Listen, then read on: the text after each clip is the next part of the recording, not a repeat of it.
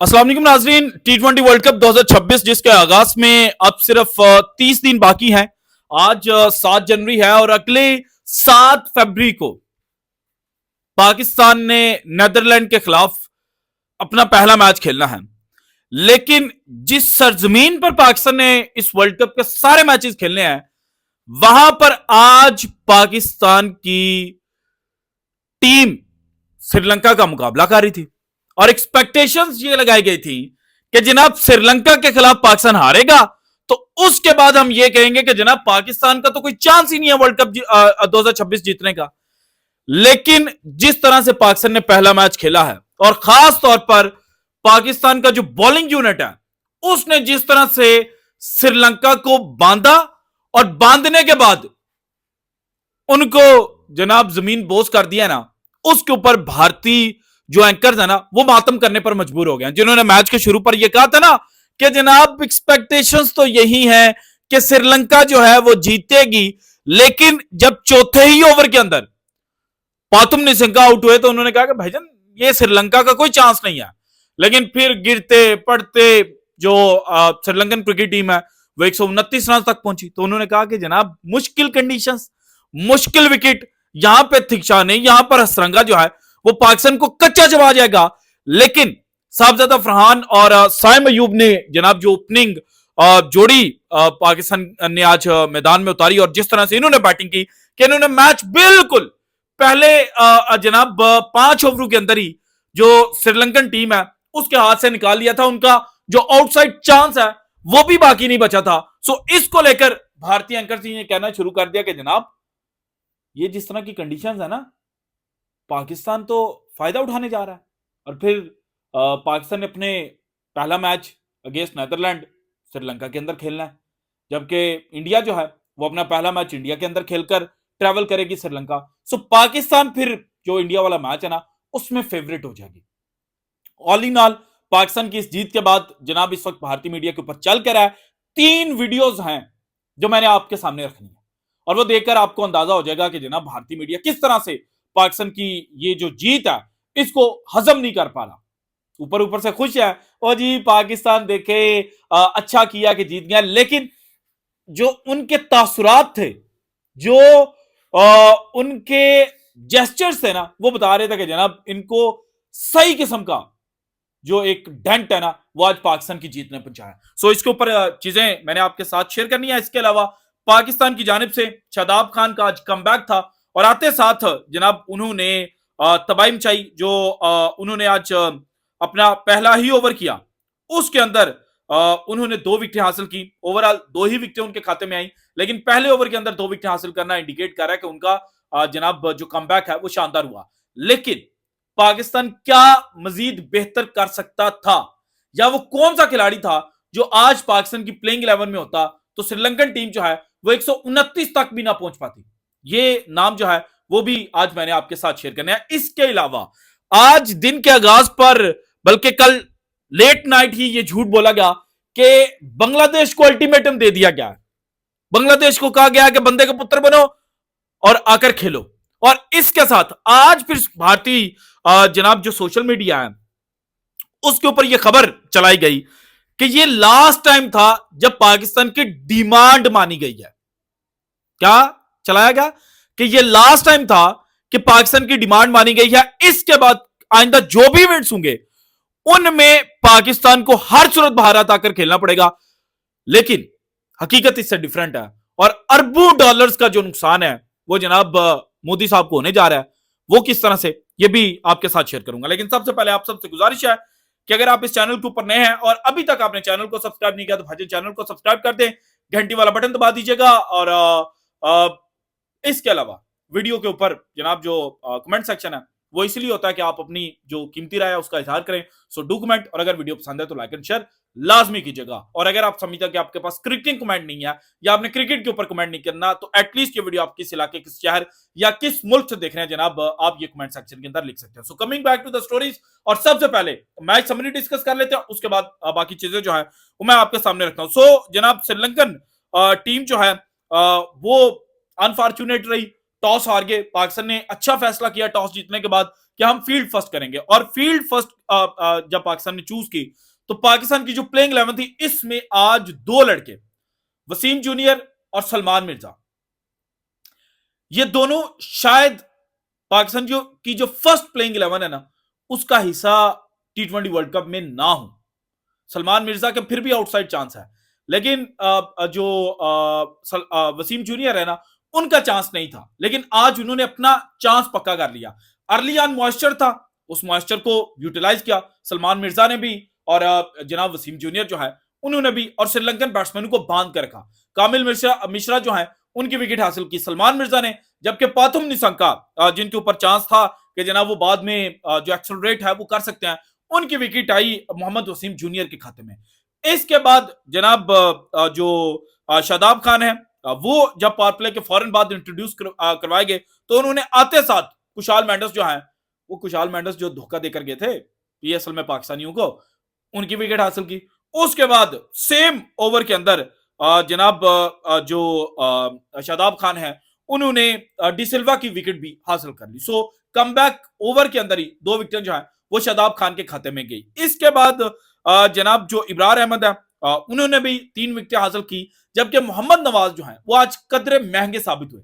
अब आप सोचेंगे कि जनाब शादाब लेग स्पिनर और वो 2 विकेटें ले गया, इब्रार अहमद वो भी लेग स्पिनर, वो 3 विकेटें ले गया, तो फिर मोहम्मद नवाज 4 ओवर किए, 40 रन दिए, विकेटलेस रहा। ये कैसे हो गया? तो भाईजान इसकी सिंपल बात ये है कि शादाब और इब्रार ये पेस वेरी कर रहे थे और ये फ्लाइट दे रहे थे।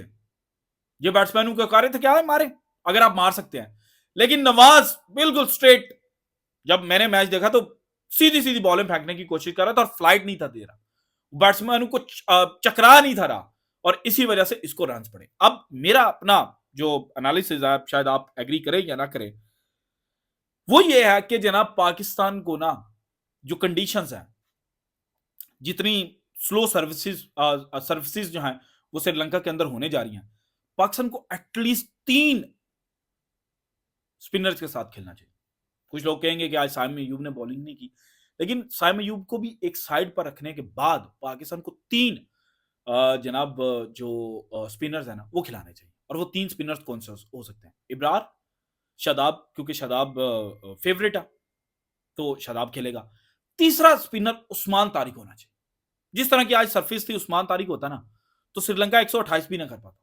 ये मैं आपको जनाब बता सकता हूं, क्योंकि वो पेस बड़ी अच्छी करता है और वो गेंद को फ्लाइट भी देता है, और जिस तरह से वो गेंद फेंकता है तो वो गेंद तो पहुंचती नहीं है बैट्समैन तक, और बैट्समैन टाइमिंग भी नहीं कर पाता। जब टाइमिंग नहीं करेगा तो जनाब वो विकेट जो है वो अपनी देकर जाएगा। सो उस्मान तारिक अगर होते तो पाकिस्तान के जो चांसेस हैं वो ज्यादा होते कि वो श्रीलंका को 100 जनाब रिस्ट्रिक्ट कर लेते। इसके बाद जब पाकिस्तान जनाब 129 रन चेस करने के लिए आया, तो आते साथ साहबजादा फरहान और साइम अयूब जो हैं उन्होंने तबाही मचाई।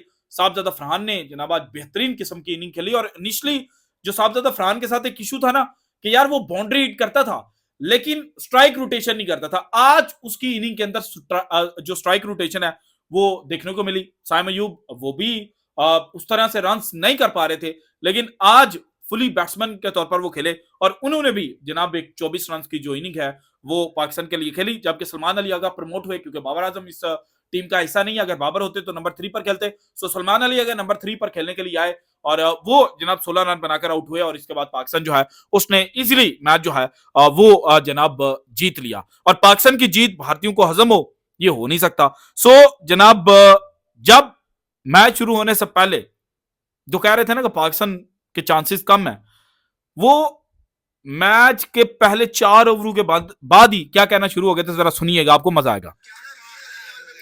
ये निशंका ने शॉट हिट की, इन्होंने कहा कि छक्का हो गया। जो खुशियां मना रहे थे छक्के की, वो आउट हो, निशंका के आउट होने के बाद ना उनके एक्सप्रेशंस बिल्कुल बदल गए। चलिए जी, निशंका का भी हो गया तमाशा ना खत्म, ये तो मैच ही खत्म हो गया यार। जी। आप बताइए, तीसरा चौथा ओवर शुरू हुआ है, मैच खत्म हो चुका है। मनहूस Sri Lankan, what the hell are you doing? इसके बाद जब साहबजादा फरहान बैटिंग करने के लिए आया, उसके बाद घटिया बॉल, फिर गंदी बॉल पैर पे, फिर चौका खत्म। यानी कि दूसरे ओवर पाकिस्तान बॉलिंग कर रहा था तो चौथे ओवर के अंदर कह दिया कि पाकिस्तान जीत गया, श्रीलंका फिनिश। और जब 129 टारगेट चेज करने के लिए पाकिस्तान आया स्लो सरफेस के ऊपर, तो फिर दूसरे ओवर के अंदर ही जब साजिद अफरान ने कंसेक्टिव बाउंड्री हिट की ना, तो कह दिया गया कि जनाब पाकिस्तान जीत गया, पाकिस्तान यहां से नहीं आ सकता। और इसके अलावा जो मेन कंसर्न है भारतीय मीडिया का, वो जरा सुने। ये विकेट कितनी स्लो है, हाँ, मतलब विकेट पे बल्ले पे इतनी स्लो कटर्स भी कर रहे हैं यार। नहीं जो ये सुने, आसान नहीं खेलने के लिए, रुक के आ रही भाई बॉल, बहुत रुक के आ रही है। और यहाँ पे आपको बहुत समझ के खेलना पड़ेगा, शुरू में घुमा घुमा के खेल ही नहीं सकते, थोड़ा टाइम लेना, ये टाइम लेना पड़ेगा। सो अभिषेक शर्मा जिसने पूरा एशिया कप भारत को जितवाया है, वो इस सरफेस के ऊपर जब नहीं चलेगा तो भारतीयों के साथ क्या होगा, भारत फंसेगा। सो जनाब भारतीयों को ना अभी से डर पैदा हो गया कि जनाब पाकिस्तान तो ले जाएगा, और पाकिस्तान की ये जो सीरीज है ना, ये पाकिस्तान के लिए मुफीद होने जा रही है। कंडीशंस से पाकिस्तान जनाब आगाह हो जाएगा मजीद बेहतर। इसके अलावा बांग्लादेश वाला आपके सामने रख भाईजान, कहा गया बांग्लादेश को अल्टीमेटम दिया गया। अब इन अकल के अंदू से पूछें कि जनाब जो बांग्लादेश ने लेटर लिखा है, उस लेटर के अंदर था क्या? जो रीजन उन्होंने दिया है, वो रीजन माजी में कौन सा मुल्क किस मुल्क के खिलाफ दे चुका है? इनसे जरा पूछें। सिक्योरिटी कंसर्न्स गवर्नमेंट अलाउ नहीं कर रही। ये अपने टॉक शोज के अंदर बात करते थे कि यार वो सिक्योरिटी का तो इतना इशू नहीं है, बायलैटरल रिलेशंस अच्छे नहीं है, गवर्नमेंट अलाउ नहीं कर रही। तो अभी बांग्लादेश वालों ने क्या कहा? और उनके पास तो फिर जस्टिफिकेशन भी है कि एक मुस्तफीज को आप सिक्योरिटी नहीं दे सकते, तो आप हमारे जो 15-20 लोग होंगे उनको किस तरह से आप सिक्योरिटी देंगे? और फिर वो मस्जिद वाला इंसिडेंट, जब लास्ट टाइम बांग्लादेश खेलने के लिए गया तो बांग्लादेशी खिलाड़ियों को जुम्मे की नमाज मस्जिद में पढ़ने के लिए पढ़ने की इजाजत नहीं दी गई थी, और फिर गवर्नमेंट ने कह दिया कि जनाब आप नहीं जाएंगे। तो बांग्लादेश का जो केस है ना, वो आज हो सकता है कि शायद उसको मना लिया जाए, लेकिन ये आइंदा फ्यूचर के अंदर भारत को डेंट डालने जा रहा है। और फिर ओलंपिक्स 2036 जिसकी बिडिंग करनी है भारत ने, यहां पे तो कह दिया ना कि पैसा है हमारे पास तो हम आईसीसी को जनाब मना लेते हैं, लेकिन ओलंपिक्स में कैसे मनाएंगे? और ये ओलंपिक्स की बॉडी देखेगी ये जो कुछ हो रहा है, जो तमाशा भारत ने लगाया ना, ये अल्टीमेटली भारत के अपने गले का फंदा बनेगा। और इसके अलावा कि जनाब पाकिस्तान को लास्ट टाइम इजाजत दी गई भाईजान, जो 3 साल कॉन्ट्रैक्ट है ना, उसके मुताबिक तो पाकिस्तान भारत जाकर नहीं खेलेगा। इसके बाद जो इंटरनेशनल इवेंट्स होंगे ना, उसमें अगर मोहसिन नकवी जैसा बंदा रहा, या मोहसिन नकवी रहा, या मोहसिन नकवी जैसा कोई बंदा आ गया ना, तो वो भारत के साथ एग्रीमेंट करेगा, जिस तरह से अभी हुआ कि 3 साल हम आपके मुल्क में आएंगे ना आप हमारे मुल्क में आए। तो पाकिस्तान कहेगा कि अगर आज हम जा रहे हैं ना, तो फिर नेक्स्ट टाइम आपको आना पड़ेगा, और अगर आज आप एश्योरिटी नहीं दे सकते तो फिर ठीक है जनाब, हमारी गवर्नमेंट अलाउ नहीं करेगी। सो केस भारत का स्ट्रांग नहीं हो रहा, कमजोर हो रहा है। This is it from today's episode. अगर आपको वीडियो पसंद है तो लाइक कीजिएगा, ज्यादा से ज्यादा शेयर कीजिएगा, और अगर आपने अब तक चैनल को सब्सक्राइब नहीं किया तो कर दें। शुक्रिया, अल्लाह हाफिज।